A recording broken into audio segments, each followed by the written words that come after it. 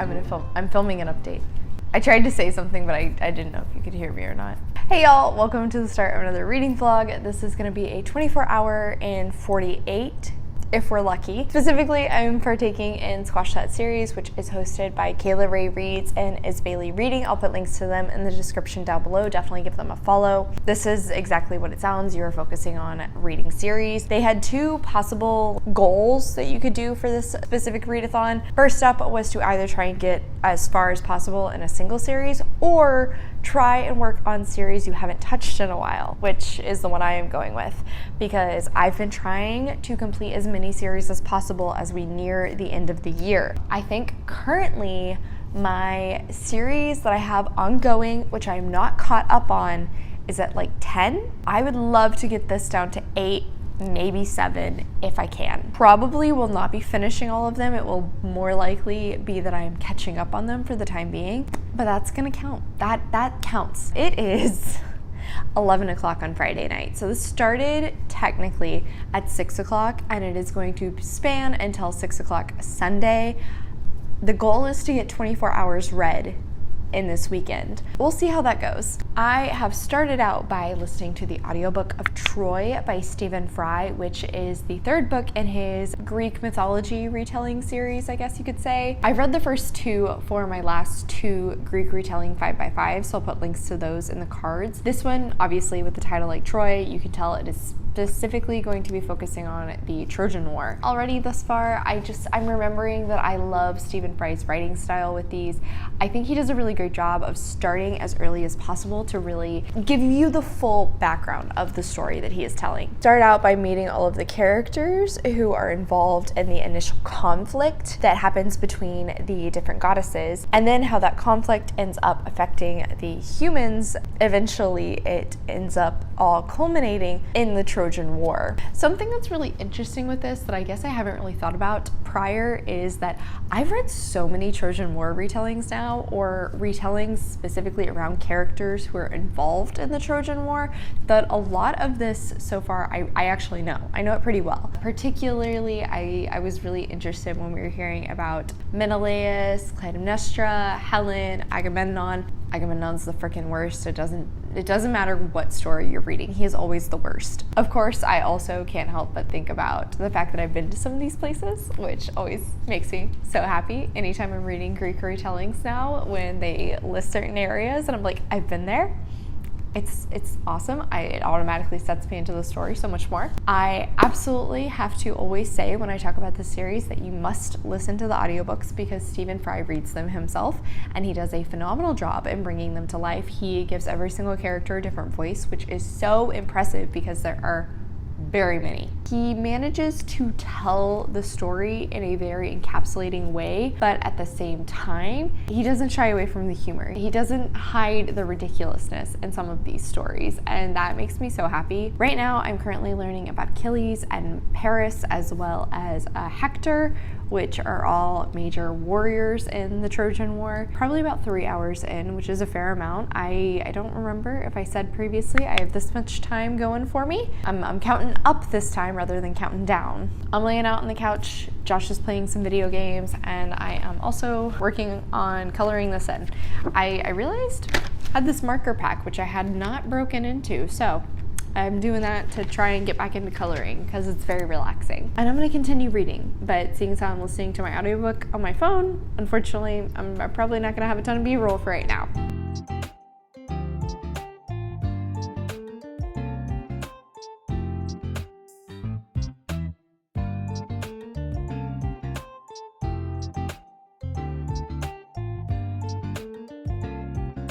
Hey guys, it's Saturday and it is 2:48. I have gotten no reading done.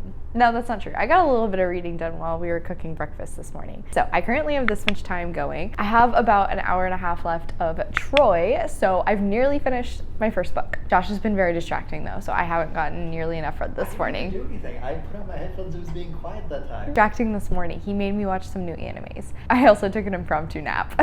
But now he's gonna continue gaming. I am gonna continue reading. I think I'm gonna keep working on my art piece. I'm liking how this one's turning out.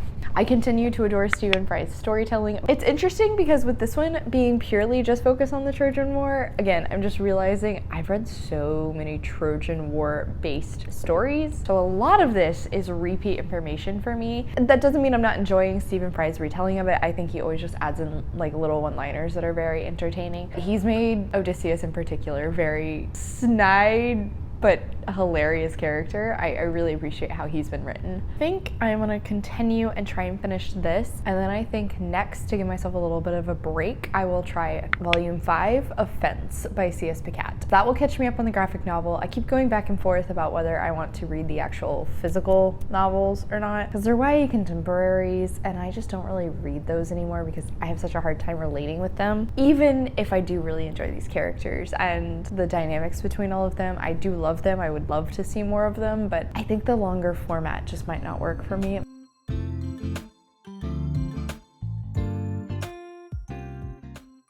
Hello friends, so first book down. I am officially caught up on the Stephen Fry Great Mythology series until next October, I think, is when the next one comes out. I did like this. Unfortunately, I do think I'm gonna drop my rating a little bit just because it felt as though there was so much lead up, so much diving into all of the background characters, everything that eventually leads into the Trojan War. And then the Trojan War itself takes 10 years for anything to really happen. The finale of this was kind of rushed. I do appreciate how he talked about the ending of the war because it's very violent, it's very terrible.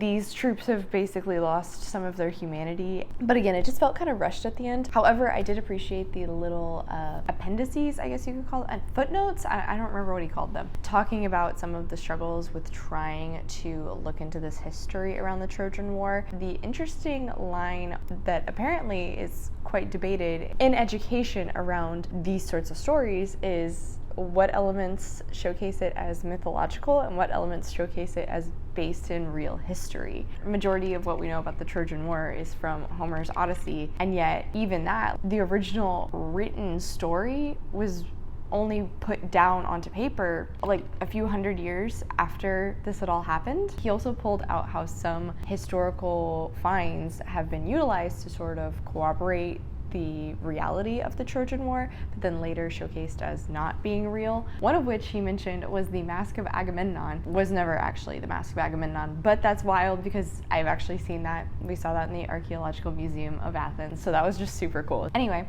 I also finished my coloring. That's what we came out to. I actually really like how this one went for the detailing. They're very good. The next one's a raccoon, so I'm very excited to get into that. We're not gonna do that just yet because I have downloaded 𝗖cie Volume 5, so I'm gonna read this real quick.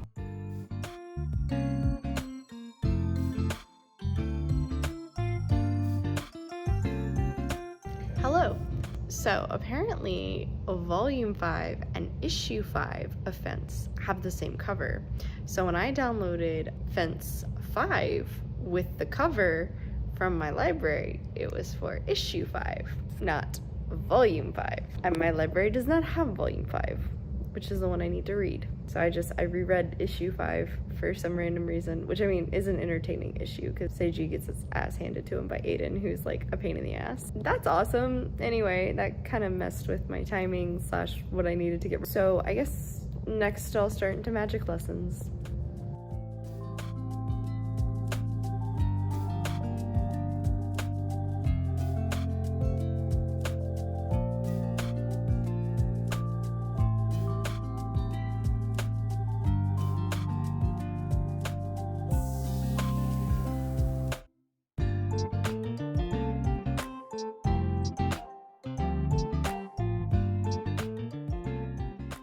Hello, my friends. I currently have this much time going. Yeah, Josh ended up staying over a little bit later than intended because we got really sucked into an anime. So I haven't gotten as much read today as I wanted. It's 11 o'clock. I had a cup of coffee like an hour ago. I'm reinvigorated. I had to prioritize finishing a different book, not related to this video at all. So I was working on that, and now I'm ready to return to this video. I have good news and I have bad news.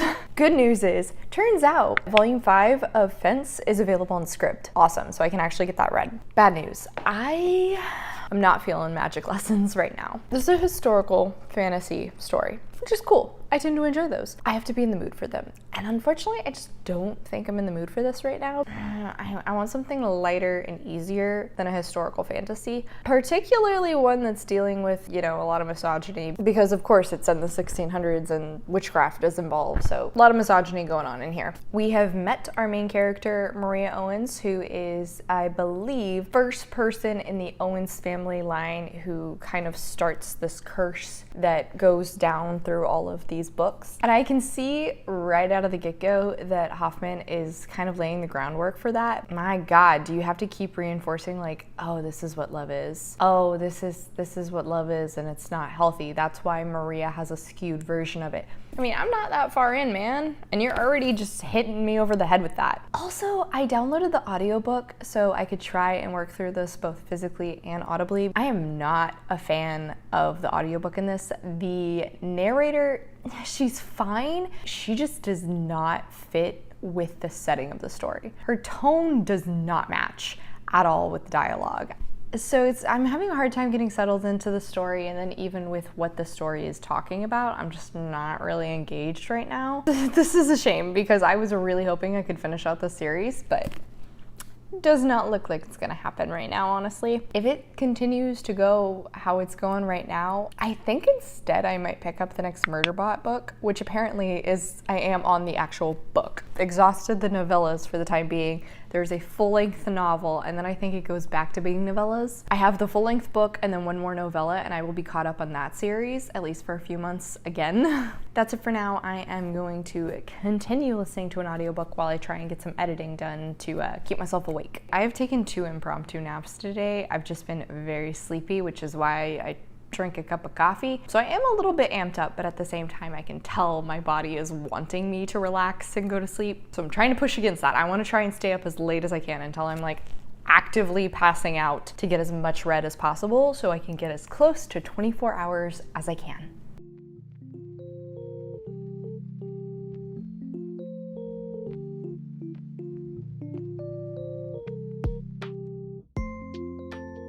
Hey y'all, good morning. It is Sunday and I currently have this much time going. Been doing pretty well. Got up this morning pretty early. I was up until like, I don't know, like 2 a.m. last night, and then I only got up at 9 this morning. Honestly, decent amount of time. Still actually got sleep, but was able to like get a lot read last night. I am currently, I think I'm probably about 60% into, oh shoot, what was the name of this book? It's the full-length novel in the Murderbot series, which you can see I have like some sci-fi ambiance going on behind me. I've been listening to that all morning while I made breakfast, and then I played some games on my phone. Now I've been working on my raccoon drawing, which I really like this one. I'm trying out like a different layout with the styling that I would usually do. I was kind of nervous going into this one just because the Murderbot series is mostly made up of novellas, and I really enjoy this in novella format, but I wasn't sure how I would like it in a full-length novel. And thus far, I think it's going pretty well still. I love Murderbot's character. We've seen a return of some other characters I really enjoy. Murderbot themselves has kind of bonded with this younger person. The interactions between those two in particular are very cute. Thankfully, majority of characters in this one we've seen previously, so I already know everybody, and there is a bigger cast than I would like. It's not quite to too many. I think I know everybody that's on the team, or like getting a little close to like pushing the limits, where sometimes like somebody will be mentioned and I have to remind myself who that is. The plot itself has been fairly quickly paced. This one almost feels like it's a sci-fi mystery. Unintentionally, Murderbot and his charge, I guess we'll say, have been taken onto this ship, which used to be Art, the ship from, I think it was the second or third novella. I'm not sure, but I love Art. And there are like weird alien remnants attached to the ship that are somehow controlling the ship. It's moving through like, what do you call it? A lot faster than traditional ships would. A kind of a mysterious element going on. There have been action sequences, but really I enjoyed the fact that a lot of this one is more mysterious and you're just kind of watching the characters put the pieces together of what's taking place, but again, in like a sci-fi setting. What, Tater Tot? You want to play? Pacing has been a little up and down just because of the action elements, and then we'll drop back down for the mysterious parts. So I guess that's one critique I can say against this thus far, but all in all, it's been going fairly well. I do still adore Murderbot as a character. Love seeing that the humans around them are starting to care about them so much more and treat them more like fully sentient being. Murderbot both appreciates this, but also talks about how frustrating it is because then they have to respond in certain ways and like they have to be more aware of emotions and stuff, not to mention their own emotions, which keep getting in the way. There was a funny line a little bit ago where it was complaining about emotions and it said anxiety and then it paused. Is anxiety an emotion? I feel like it is. It's annoying like one. So yeah, currently it's 12:30. And I am getting a little stir crazy from just sitting and listening to this audiobook constantly. So I think I'm gonna try and flip to reading the ebook from Scribd for Fence Volume 5. Just because it'll give me a little bit change of pace and like I actually have to focus on that with my eyes rather than my ears. At this point, I'm aware there's no way I'm gonna complete the 24 hours in 48 because technically I started at 6 o'clock on Friday and this should end 6 o'clock today. That's not gonna happen.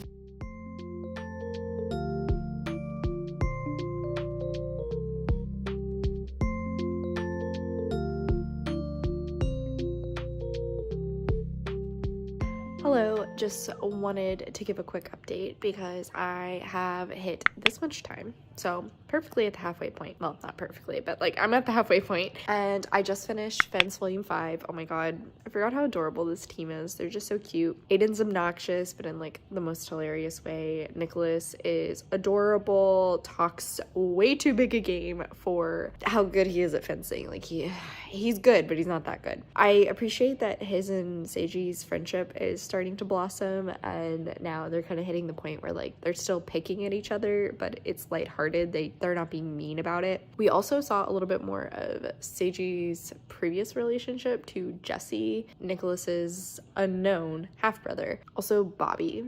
I love Bobby. He is so freaking cute. He is so sweet. He just cheers for all of the boys. He's adorable. These are so easy, so quick, so simple, but they just make me happy. They make me so happy to read. Now I have to wait until like January for the next one. Boo. I think I'm gonna continue listening to Murderbot and work on my raccoon some more, and then I might eventually take a break for lunch because I am getting kind of hungry. Hello friends.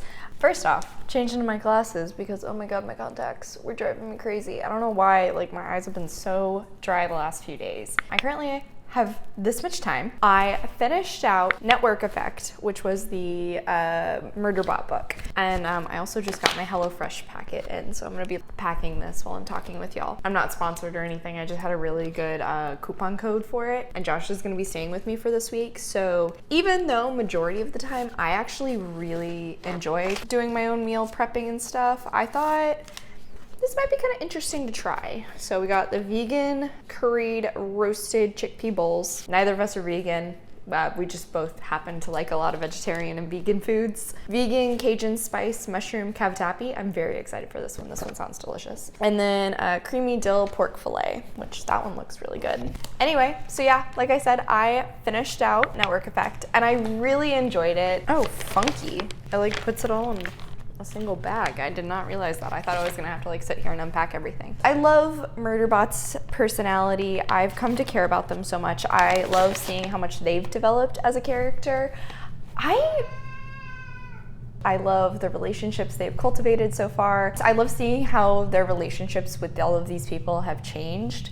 The dynamics they have with so many of them are just incredibly entertaining. I still maintain there were a lot of characters to keep track of in this one because it actually grew even more, especially at the end there. I don't think that's gonna remain the same. It seems like we're gonna kind of have a shift away from the original characters we met that we've revisited, and now we may have other recurring characters, at least for like the next book or so. I think Murderbot would make like a phenomenal TV show, honestly. That audiobook. I was thinking maybe I'll just continue right on with Murderbot so I can catch up on this series. I looked it up. The next book comes out in November, so that won't be for very long. Hello friends.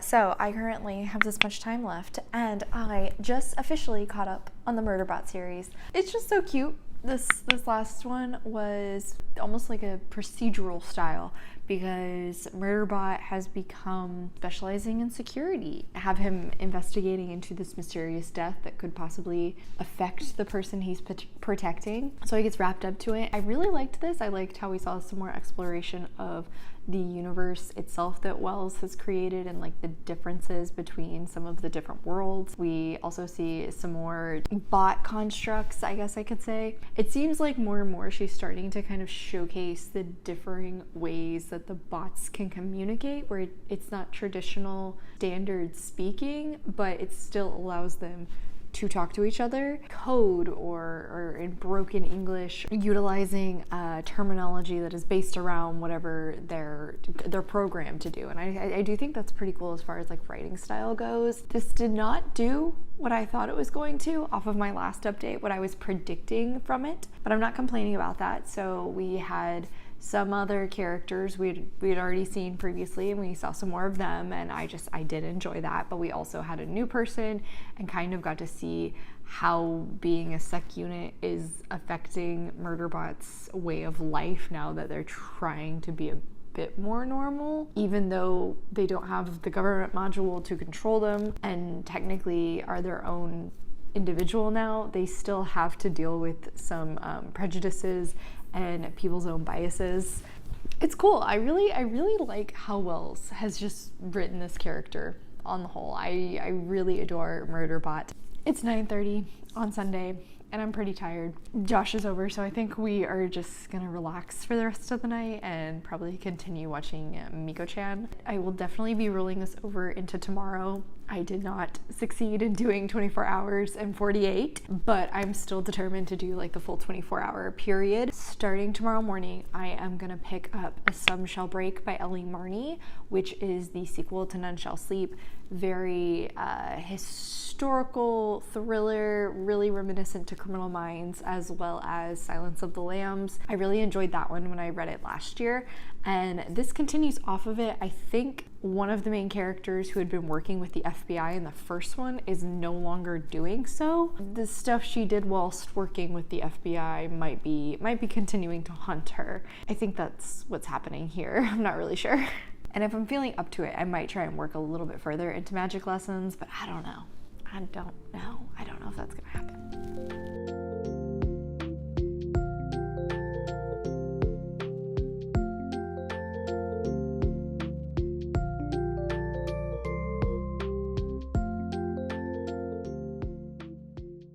Hey y'all, happy Monday. I currently have this much time. So close. I am so close. Unfortunately, though, I started into Some Shall Break by Ellie Marney this morning, and I was really amped up for this. I was pretty excited because I really enjoyed the first book.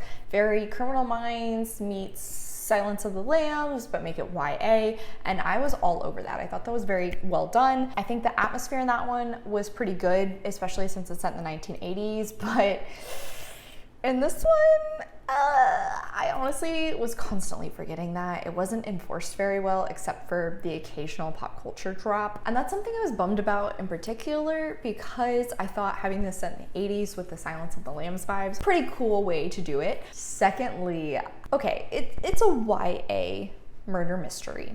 Literally, these are teenagers who are being asked to work with the FBI. That requires some suspension of disbelief. I've never had an issue with that when it comes to YA mysteries. I expect the cops are gonna be somewhat bumbling around, whereas the teenagers are, of course, gonna be the ones who finally put everything together and figure out what's going on. I have no problem with that element. However, in the first book, we meet the Hannibal Lecter character, Simon Gudmundsson, and he has a twin sister, Kristen, I wanna say. In this one, for some reason, Kristen is now working with our two teenage detectives, and she's helping out on active cases for the FBI. That's a step too far for me. 20-year-old, no real qualifications, literally a twin sister of a serial killer. No, I don't see that happening. It got worse though, because our main character, Emma, when we meet her in the first book, she has previously survived a interaction with a serial killer. She had been kidnapped by one and was able to walk away. Then after the events of the first book, I would arguably say she survived another serial killer. Except in this one, not only does she agree to let herself be bait for a serial killer, she then immediately knows that the first guy she talks to at this club is him. She knows this is the serial killer. And when he offers her a drink of water, which she knows is spiked because all of the victims have been drugged, for some reason she takes a drink of it. That really just, I could not believe that happened. I could not suspend my disbelief for all of that. It was just too much at that point. But really though, the final thing that officially made me DNF this book, and I think I was about 65% in. As I mentioned, Kristen's twin brother, Simon, is a serial killer. And we actually see a little bit from her perspective in this book, which is kind of interesting. I actually thought that would be pretty cool to see, seeing as how it's the perspective of a twin to a serial killer. You're getting to see how she handles the knowledge of her twin brother being a serial killer, how that affects their relationship, what she's lived through off of it, how other people react to her now because of her relationship with him, her devotion to him, but also the fear because she knows what he's capable of. That's all super cool. I just didn't think how she was being inserted into the story really made sense. But then when she goes to visit with her brother, and I got some mad Flowers in the Attic vibes, yeah, that was it. I was done. Immediately turned it off. That gave me mad Lannister sibling vibes. With that, my interest disappeared, and then apparently there's gonna be another book in this series, which I don't care about. I don't care about after having to put up with all this. I ended up continuing on with the Teacher Rosie's Cozy Mystery series because the next audiobook for Blackmail and Bebinka is about 8 hours. Had about 4 hours left at the time, and I listened at about 2.5 speed. I could definitely finish this book in my last time allotted. Already though, I'm remembering why I was questioning whether I was going to continue this series or not, because I just don't like Leela. I don't know, she just grinds my gears. At the end of the last book, her relationship with her cousin Bernadette had kind of improved, but in this one, they're suddenly best friends.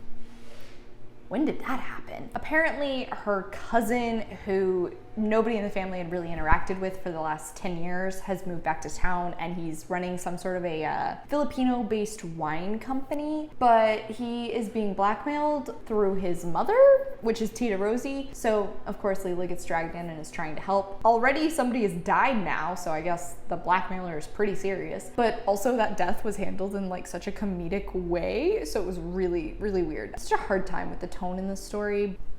I'll continue to give Mansala this. She can talk about food in a way that is absolutely delectable. I'm hungry. I want to try all of these foods. I want to drink all of these drinks. Cozy Mystery, still questionable.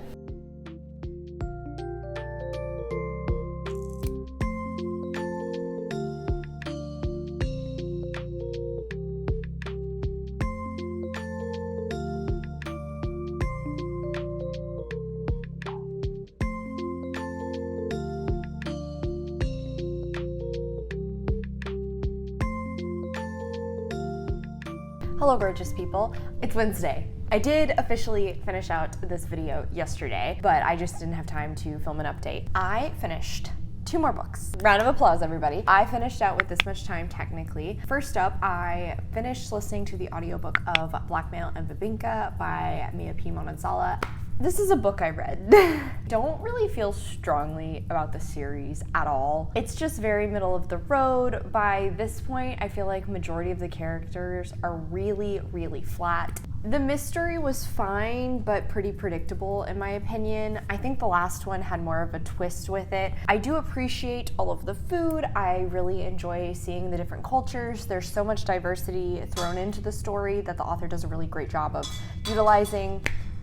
Do you mind? There's also this romance element that I've not liked from the beginning. In the first book, it felt like there was a love triangle, but then in the second one, that love triangle was kind of explained away very quickly, and so then it was more of a will they, won't they with one character. Now in this one, and it seemed like at the end of the second book, they were gonna hold off until the main character, Leela, had kind of worked on herself, figured out what she wants with her life, and then they would maybe officially start dating. But in this one, they're just automatically stated as like boyfriend, girlfriend. I didn't understand what was happening there. Then there's like another romance that kind of pops up all of a sudden that I have no idea where it came from. I don't feel like it was built on anything. And then the logistics of it are kind of weird if you think about it. This is a book I read. I guess I might continue the series. I'm not really sure. I keep going back and forth with this one. I think the 4th book comes out in October, so perhaps I will read it. When I finished that, I had roughly about an hour left. I think I maybe had like 40 minutes.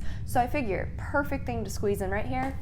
Soul Eater, Volume 5 by 𝗖cie heç𝘁ှ/𝗁𝘁. Continued this series. I love it so much. This one, the main plot is officially starting up. We have the bad guys infiltrating the school, and now our main characters, as well as 𝗖cie. He is partaking in this big, it's like sectioned out fights between the different characters that's taking place as the bad guys are trying to reach their end goal. I really like this one because of that setup, some of the different characters and the different strengths that they have. 𝗖cie really fighting for the first time and utilizing Spirit, who is a death scythe at this moment. I also just adore 𝗖cie's personality, and it's really cool how his abilities are showcased because it's so different to all the other characters. He's a Meister that's an adult. He's been doing this for a year, so it makes sense that he's a lot more powerful than these teenagers. At the same time though, Soul and Maka are dealing with their own drama that's happening, and I love that, especially like the end of this one in their fight.